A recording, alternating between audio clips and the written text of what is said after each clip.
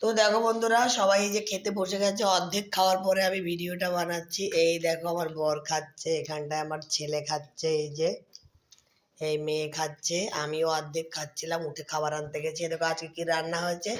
এখানে রয়েছে যে কুমড়ো শাক দিয়ে ডাল বানিয়েছি, মসুরের ডাল করেছি।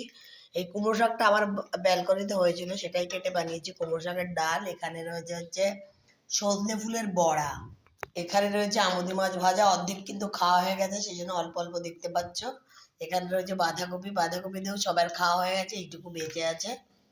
এখানে দেখো রয়েছে, এটা হচ্ছে লঙ্কার আচার, যে আচারটা আমি বাড়িতে বানিয়েছিলাম। আমার বর অর্ধেক কেটে খেয়েছে, এই যে লঙ্কার আচার।